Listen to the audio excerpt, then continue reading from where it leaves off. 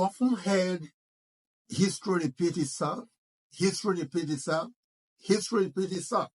We've all heard this before. But the question we're going to ask today is, does history really repeat itself? No, history doesn't repeat itself. We only have people, we have men and women who have failed to learn from history. History does not have the capacity to repeat itself. History is an abstract, abstract thing which cannot put any action to bear on anything. It is we human beings who create history. We are the dramatis personae of history. That's why it is said that no event, no history. So history does not repeat itself. I'm a student of history. I'm also a teacher of history. So I should know this. It is when people fail to learn the mistakes of the past. It is when people, that's why, Santayana, that, American historian, said that those who fail to learn history are doomed to relive it. Those who fail to learn history, they are doomed to relive it again. So because when you fail to learn from what happened in the past, of course, so that same thing will happen in your present without knowing. Because you have refused to learn history in order to amend the mistakes of yesterday. Now, I'm bringing Nigeria here. The event that happened 20 years ago, 20 years ago, that is still happening today.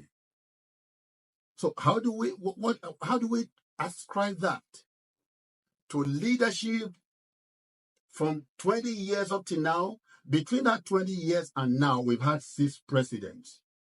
1994 to be precise, we had Abacha. You still remember that military man who forced himself into power in Nigeria in 1994 to 1998? Okay, he was there in 1994. Then Obasanjo, another military guy, was there. Then he handed over to Yaradua. Yaradua handed over to President Jonathan. Jonathan handed over to Buhari, another military guy. Buhari handed over to Tinubu. So, 6 presidents between 20 years and now. It's not as if this is the government of this person, government of this person. No, we have had 6 presidents who have not known what to do with this perennial crisis of fuel. This is a country that produces oil. This is a country that exports oil. This is a country whose mainstay is oil. And yet, the citizens are made to go through this gruesome suffering every day. What does that mean? These people obviously have not learned from history. Apart from that, what is wrong with the leadership that does not have solution to anything? Now, I'm going to show you the event of 20 years now so that you know what I'm talking about. Look at it.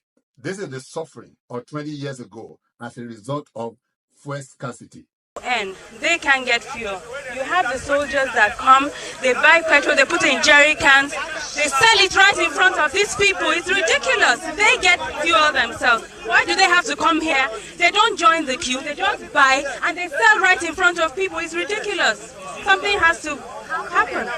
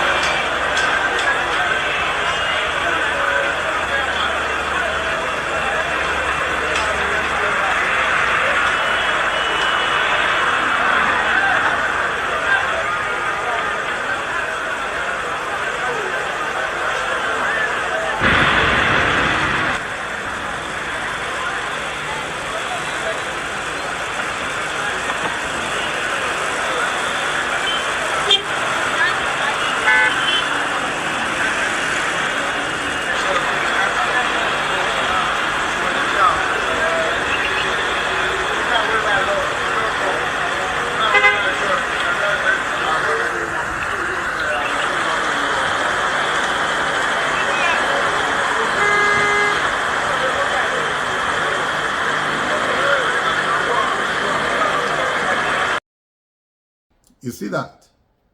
Okay? I'm going to show you the event of today that is happening right now as I speak. This event is happening. Look at it. Struggled to find the quote and unquote funny in it.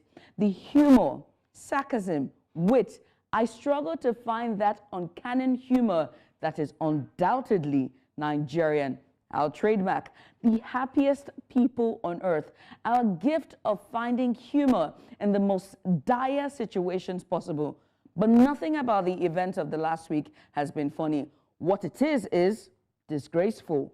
Unending queues returned across filling stations nationwide.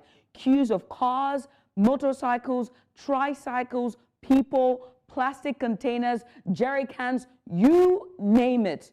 Everyone was outside in hopes to buy fuel at inflated prices due to fuel scarcity crisis that hit the nation more than a week ago. The irony of it is Nigeria is supposedly an oil-rich nation. And since the discovery of oil in the oil-rich South, and that's Bayelsa State, 68 years ago, the country has been unable to fix up its energy sector. This is what they are still going through 20 years after. Now, I ask a question. What about the countries that do not have oil? What about the countries that import oil? They are not going through this suffering. There must be something different between those countries and our country. And you know what? Yours sincerely spoke extensively on this on Channels Television 12 years ago. 12 years ago. I spoke on this. If you Google Dr. Femi Adegbulo on TV, you will see my contribution to fuel subsidy. 12 years ago, I made my own contribution. So others have been making contributions. From 20 years to now, I tell you, our government has not found a solution to this perennial problem. This is lamentable. I urge you, please, leave your comment on the comment stage. Please, let's think about this thing. Let's all provide a solution. The solution to this logjam, to this perennial problem, may just lie with you. Air the opinion. And the government have a way of actually getting to know all these things. Do not shy away from leaving your opinion behind. I urge you, please do that for the sake of your country. Remember, this is not our regular series on on the secret of your, relatives abroad anger, the secret of their anger that is exposed in my series, one after the other. Please stay tuned with this channel, Point Blank with Dr. Femi Adegbulo. Don't forget to like, also share, subscribe to, so that others will benefit from this. And so we can all get our country, Nigeria, to its Eldorado. Until I come your way again, I remain Dr. Femi Adegbulo. Stay out of trouble. But don't forget, let other people know and leave your comment. Thank you so much. God bless.